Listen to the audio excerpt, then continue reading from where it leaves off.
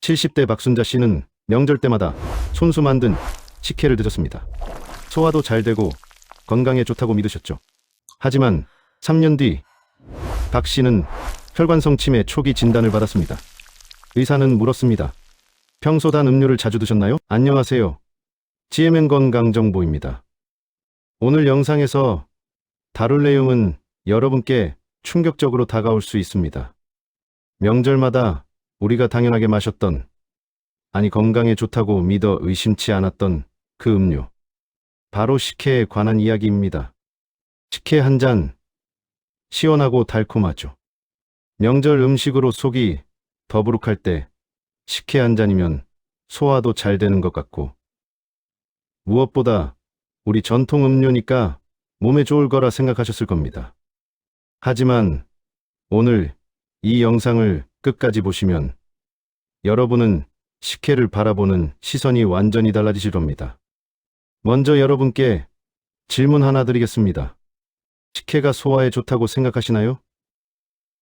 대부분 그렇다고 답하실 겁니다. 엿기름의 효소가 소화를 돕는다.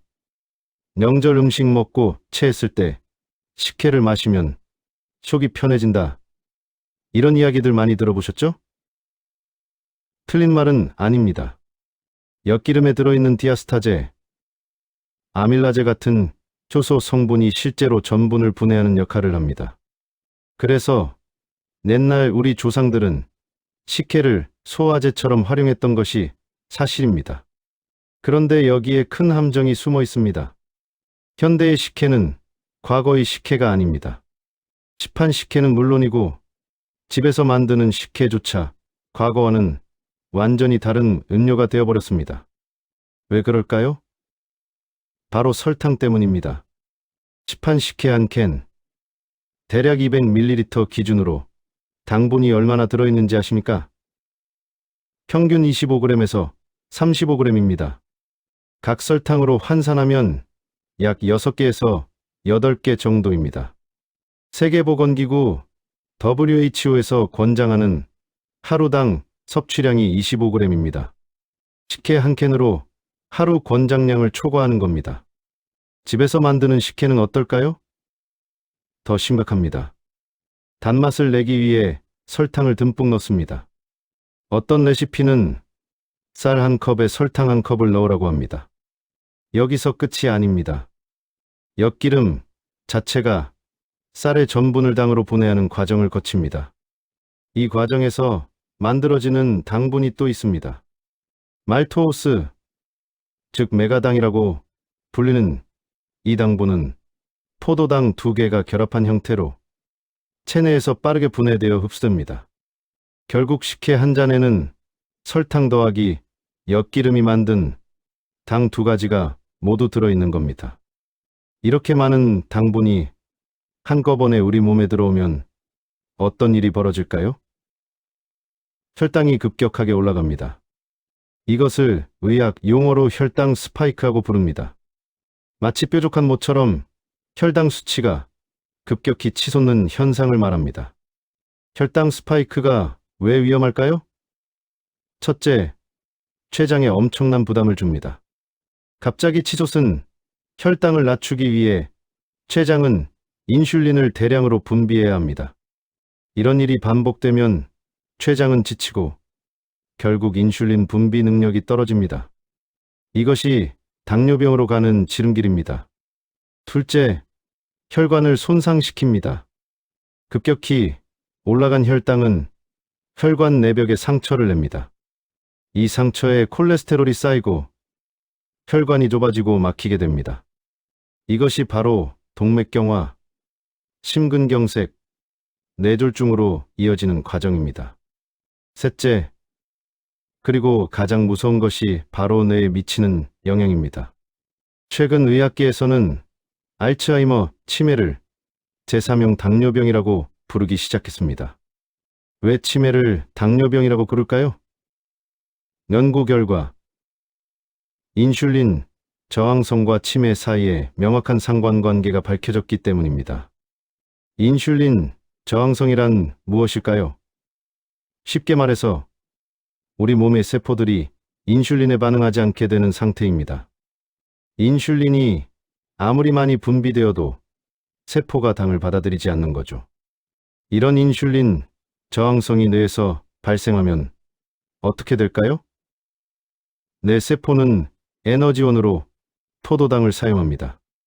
그런데 인슐린 저항성 때문에 뇌 세포가 포도당을 제대로 사용하지 못하게 되면 뇌 세포는 에너지 부족 상태에 빠집니다. 에너지가 부족한 뇌 세포는 서서히 기능을 잃고 죽어갑니다. 이것이 바로 치매의 시작입니다. 2018년 알츠하이머병 저널에 실린 연구를 보겠습니다. 연구진은 평균 70세 성인 5천여 명을 10년간 추적 조사했습니다. 결과는 충격적이었습니다. 혈당 수치가 높은 그룹은 정상 그룹에 비해 치매 발병률이 1.4배 높았습니다. 당뇨병 환자의 경우는 2배 이상 높았습니다. 또 다른 연구도 있습니다. 서울대학교 의과대학 연구팀이 2020년 발표한 논문입니다. 단, 음료를 주 3회 이상 섭취하는 노인층은 거의 마시지 않는 그룹에 비해 인지 기능 저하 속도가 1.5배 빨랐습니다. 여기서 단 음료에는 당연히 식혜도 포함됩니다. 시판 식혜에는 더 큰 문제가 있습니다. 바로 액상과당입니다. 액상과당은 설탕보다 더 위험한 감미료입니다. 왜 그럴까요? 설탕은 포도당과 과당이 1대1로 결합된 형태입니다. 그런데 액상과당은 과당의 비율이 55% 이상으로 높습니다.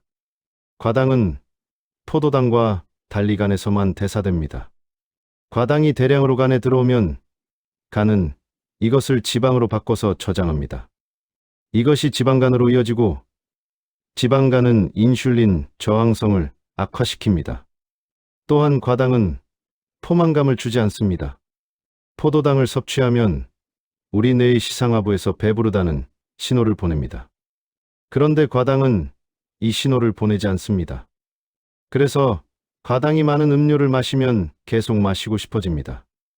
미국 프린스턴 대학교의 연구진은 쥐시험을 통해 액상과당이 일반 설탕보다 체중 증가와 지방 축적을 더 많이 유발한다는 것을 증명했습니다. 시판 식혜 성분표를 보면 과당, 액상과당, 옥수수 시럽 같은 표현이 있습니다. 이것들이 모두 액상과당입니다. 당과 관련된 치매는 알츠하이머만 있는 게 아닙니다. 혈관성 치매도 있습니다. 혈관성 치매는 뇌혈관이 막히거나 터져서 뇌 조직이 손상되면서 발생하는 치매입니다. 우리나라 치매 환자의 약 30%가 혈관성 치매입니다. 혈당 스파이크는 혈관성 치매의 직접적인 원인입니다. 급격한 혈당 변화가 혈관 내벽을 손상시키고 이것이 쌓이면 뇌혈관이 막히거나 터지게 됩니다. 특히 고령층은 혈관 탄력성이 떨어진 상태입니다. 젊었을 때는 혈당이 조금 올라가도 혈관이 탄력적으로 대응하지만 나이가 들면 혈관이 딱딱해져서 혈당 변화에 취약해집니다. 명절 때 식혜를 마시고 나서 어지럽거나 두통이 생긴 경험이 있으신가요? 그것이 바로 혈당 스파이크의 증상일 수 있습니다. 그렇다면 식혜의 소화 효과는 어떻게 된 걸까요? 엿기름의 효소가 소화를 돕는 것은 사실입니다. 하지만 이 효과는 매우 제한적입니다. 첫째, 엿기름 효소는 열에 약합니다. 식혜를 만들 때 60도 이상으로 가열하면 효소가 파괴됩니다. 시판 식혜는 멸균, 처리 과정에서 고온 살균을 거치기 때문에 효소가 거의 남아있지 않습니다. 둘째, 효소의 작용은 주로 입안과 식도에서 일어납니다. 위에 도달하면 강한 위산 때문에 효소가 대부분 파괴됩니다. 셋째, 설령 효소가 살아있다 해도 그 효과보다 과도한 당분의 부작용이 훨씬 큽니다. 소화가 잘 되는 느낌은 사실 당분 때문일 수 있습니다. 당분이 위장 운동을 자극해서 일시적으로 속이 편해지는 느낌을 줍니다. 하지만 이것은 근본적인 소화 개선이 아니라 일시적인 현상에 불과합니다. 오히려 과도한 당분은 장내 환경을 해칩니다. 당분을 좋아하는 유해균이 증식하고 유익균은 감소합니다. 장내 미생물 불균형은 소화 장애는 물론 면역력 저하, 염증 증가로 이어집니다. 명절에 식혜를 마시는 또 다른 문제가 있습니다. 바로 다른 명절 음식과의 조합입니다. 명절 음식을 생각해 보십시오. 잡채, 전, 떡국, 갈비찜, 송편, 대부분 탄수화물과 지방이 많은 음식들입니다. 이런 음식들을 먹으면 혈당이 이미 올라간 상태입니다. 여기에 식혜까지 마시면 혈당이 급격히 치솟습니다. 특히 전이나 튀김 같은 기름진 음식과 식혜의 조합은 최악입니다. 지방은 당의 흡수를 늦춰서 혈당이 오래 높은 상태로 유지되게 만듭니다. 2019년 대한영양학회지에 실린 연구를 보면 고지방 식사와 단, 음료를 함께 섭취할 경우 혈당이 정상으로 돌아오는 시간이 2배 이상 길어진다고 합니다. 즉, 명절 음식의 식혜는 최악의 조합인 겁니다. 당뇨병을 앓고 계신 분들께는 식혜가 정말 위험합니다. 당뇨 환자가 식혜를 마시면 혈당이 급격히 올라갑니다. 이미 인슐린 조절 능력이 떨어진 상태에서 대량의 당이 들어오면 혈당 조절이 거의 불가능해집니다. 실제 사례를 하나 말씀드리겠습니다. 65세 김모 씨는 당뇨병을 앓고 계셨습니다. 평소 혈당 관리를 잘 하셨지만 명절에 가족들과 식혜를 한 잔 마셨습니다. 한 잔쯤이야 하는 마음이었죠. 그날 저녁 김 씨의 혈당은 300을 넘어갔습니다. 평소 120 정도를 유지하던 분이었습니다. 급히 병원에 가셔야 했습니다. 당뇨 환자분들께는 식혜가 독약이나 다름없습니다. 절대로 드시면 안 됩니다. 식혜의 위험은 노인층만의 문제가 아닙니다. 어린이와 청소년에게도 해롭습니다. 요즘 소아당뇨, 소아비만이 크게 늘고 있습니다. 그 주요 원인 중 하나가 바로 단 음료입니다. 어린이는 어른보다 당에 더 민감합니다. 같은 양의 당을 섭취해도 어린이의 혈당이 더 많이 올라갑니다. 또한 어릴 때부터 단맛에 길들여지면 평생 단 음식을 찾게 됩니다. 식혜를 전통 음료라고 해서 아이들에게 물처럼 먹이는 가정이 있습니다. 이것은 매우 위험한 행동입니다. 2021년 대한소아과학회의 발표에 따르면 단 음료를 하루 한 잔 이상 마시는 어린이는 거의 마시지 않는 어린이에 비해 비만 위험이 1.5배, 당뇨 위험이 2배 높다고 합니다. 그렇다면 명절에 무엇을 마셔야 할까요? 가장 좋은 것은 물입니다. 밋밋하다고요? 레몬이나 오이를 띄워보세요. 향도 좋고 비타민도 섭취할 수 있습니다. 보리차도 좋습니다. 우리 전통 차이고 당분도 없고 오히려 혈당을 낮추는 효과가 있다는 연구도 있습니다. 숭늉도 추천합니다. 구수하고 소화에도 도움이 됩니다. 당분이 거의 없어서 혈당 걱정도 없습니다. 녹차나 우롱차도 좋습니다. 카테킨 성분이 혈당 조절에 도움을 줍니다. 만약 식혜 맛이 그리우시다면 집에서 만들 때 설탕을 최소화하세요. 엿기름만으로도 은은한 단맛이 납니다. 설탕을 전혀 넣지 않거나 넣더라도 아주 소량만 넣으세요. 그리고 식혜를 드시더라도 한 모금, 2모금 정도만 맛보는 정도로 하십시오. 한 잔을 다 마시지 마세요. 여기서 짚고 넘어가야 할 것이 있습니다. 식품 업계의 문제입니다. 시판 식혜 광고를 보면 전통, 자연, 건강 같은 단어를 많이 사용합니다. 소비자들에게 건강한 음료라는 이미지를 심어주는 거죠. 하지만 성분표를 보면 설탕, 액상과당이 2번째, 3번째로 많이 들어 있습니다. 물 다음으로 많은 성분이 당분인 겁니다. 일부 제품은 무설탕 식혜라고 광고하면서 인공감미료를 넣습니다. 아스파탐, 수크랄로스 같은 인공 감미료가 설탕보다 나을까요? 최근 연구들은 인공 감미료도 장내 미생물을 교란하고 인슐린 저항성을 높일 수 있다고 경고합니다. 소비자는 성분표를 꼼꼼히 확인해야 합니다. 제품 앞면의 광고 문구가 아니라 뒷면의 성분표와 영양 정보를 보셔야 합니다. 식혜를 비롯한 단, 음료의 또 다른 문제는 설탕 중독입니다. 설탕은 뇌의 보상 회로를 자극합니다. 마약이나 알코올과 비슷한 메커니즘입니다. 단 것을 먹으면 도파민이 분비되면서 기분이 좋아집니다. 문제는 이것이 반복되면 내성이 생긴다는 겁니다. 같은 양의 당으로는 만족하지 못하고 점점 더 많은 당을 찾게 됩니다. 프린스턴 대학교의 신경과학자 바트 홀벨 박사는 쥐 실험을 통해 설탕이 코카인보다 더 강한 중독성을 가질 수 있다는 것을 보여줬습니다. 설탕 중독에 빠지면 단 음료 없이는 못 살게 됩니다. 식혜가 없으면 콜라를 찾고 콜라가 없으면 주스를 찾게 됩니다. 이것은 악순환입니다.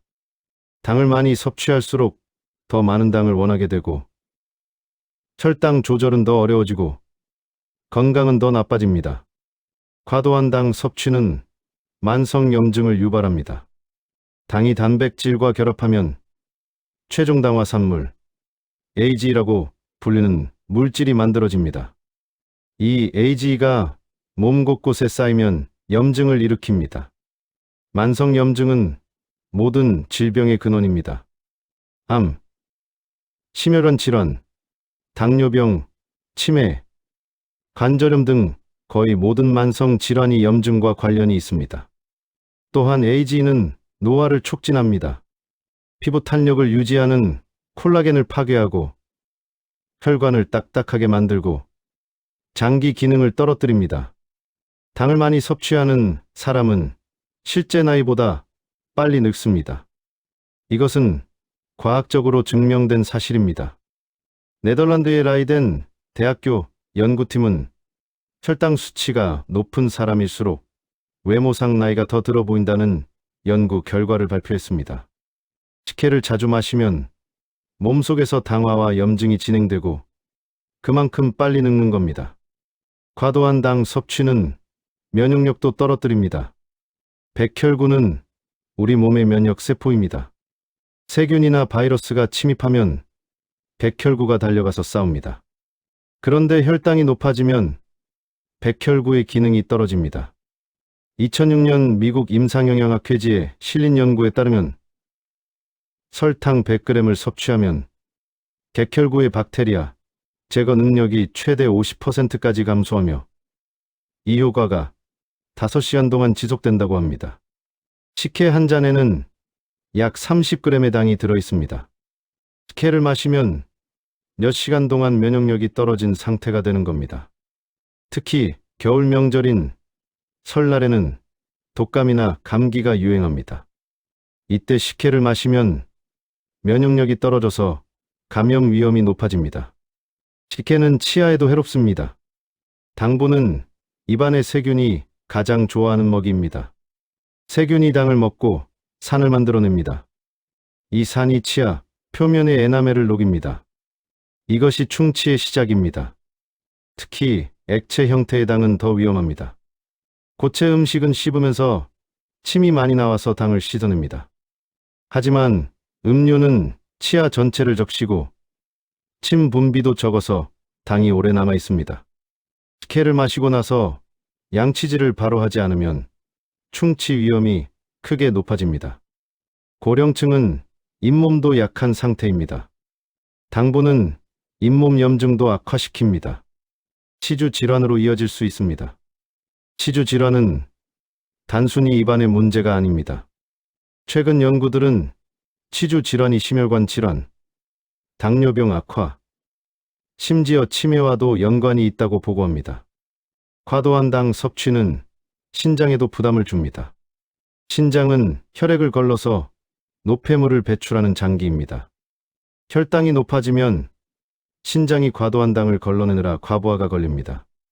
당뇨병의 합병증 중 하나가 당뇨병성 신증입니다. 지속적인 고혈당이 신장의 미세혈관을 손상시켜서 발생합니다. 식혜를 자주 마셔서 혈당 스파이크가 반복되면 신장 기능이 서서히 저하됩니다. 신장 기능이 떨어지면 노폐물이 제대로 배출되지 않아 몸이 붓고 피로가 쌓이고 각종 합병증이 생깁니다. 고령층은 신장 기능이 이미 젊었을 때보다 떨어진 상태입니다.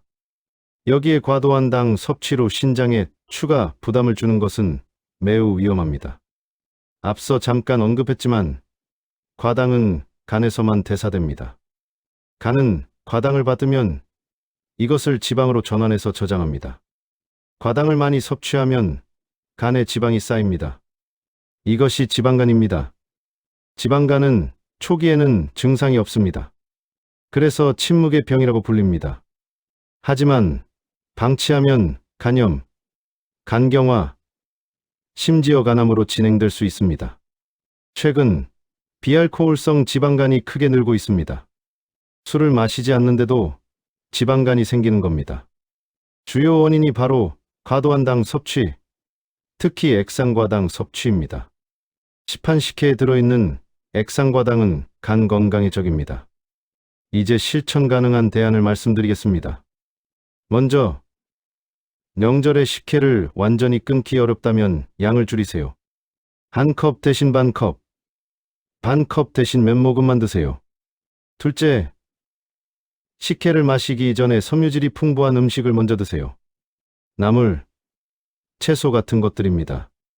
섬유질은 당의 흡수를 늦춰서 혈당 스파이크를 완화합니다.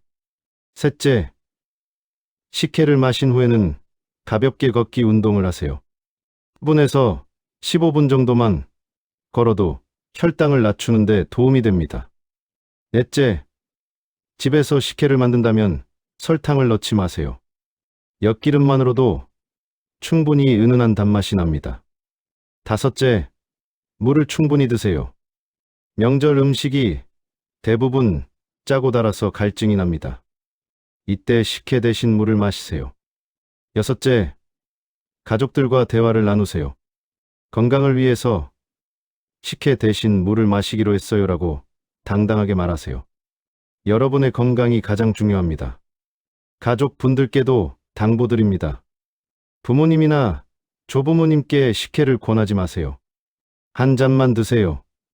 명절인데 이것도 못 드시게 해요. 이런 말씀 하지 마세요. 오히려 건강한 음료를 준비해 주세요. 보리차, 숭늉, 레몬물 같은 것들입니다. 어르신들은 평생 식혜를 마셔오셨기 때문에 갑자기 끊기 어려울 수 있습니다. 억지로 막지 마시고 차근차근 설명해드리고 대안을 제시해드리세요. 자녀들에게도 식혜를 주지 마세요. 어릴 때부터 단맛에 길들이지 않는 것이 중요합니다. 대한당뇨병학회, 대한영양학회, 대한노인병학회 모두 단 음료의 위험성을 경고하고 있습니다. 2022년 대한당뇨병학회 진료 지침을 보면 당 함유 음료는 가능한 섭취하지 않을 것을 강력히 권고하고 있습니다. 대한영양학회는 하루당 섭취량을 총 열량의 10% 이내로 제한할 것을 권장합니다. 성인 기준으로 약 50g입니다.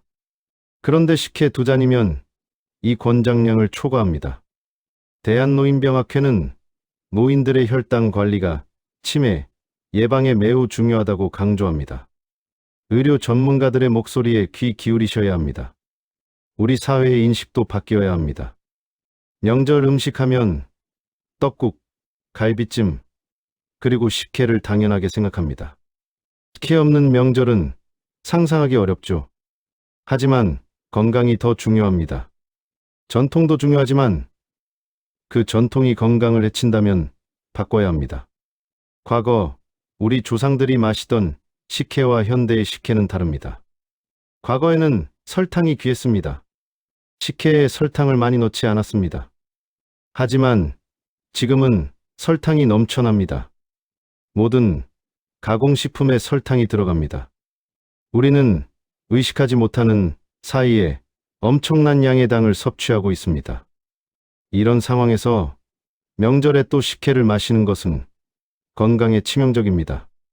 정부와 식품업계도 책임이 있습니다. 식품 표시를 더 명확하게 해야 합니다. 당 함량을 크게 표시하고 하루 권장량의 몇 %인지 알기 쉽게 표시해야 합니다. 어린이를 대상으로 한 단 음료 광고를 규제해야 합니다. 학교 급식에서 단 음료를 제공하지 않아야 합니다. 식품업계는 설탕과 액상과당을 줄인 제품을 개발해야 합니다. 단맛에 대한 소비자의 욕구를 이용해서 건강을 해치는 제품을 파는 것은 비윤리적입니다. 지금까지 무거운 이야기를 많이 했습니다. 걱정되고 두려우실 수도 있습니다. 하지만 희망도 있습니다. 당 섭취를 줄이면 몸은 놀랍도록 빠르게 회복됩니다. 단 음료를 끊고 2주만 지나면 미각이 변합니다. 이전에는 달게 느껴지지 않던 것들이 충분히 달게 느껴집니다.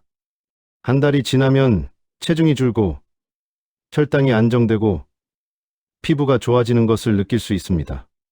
3개월이 지나면 혈액검사 수치가 눈에 띄게 개선됩니다. 늦은 것이 없습니다. 지금부터라도 시작하시면 됩니다. 실제 사례를 하나 더 말씀드리겠습니다. 68세 이모 씨는 당뇨병 전 단계 진단을 받았습니다. 의사는 생활 습관을 바꾸지 않으면 곧 당뇨병으로 진행될 것이라고 경고했습니다. 이 씨는 가장 먼저 식혜를 끊었습니다. 명절에도 식혜 대신 보리차를 마셨습니다.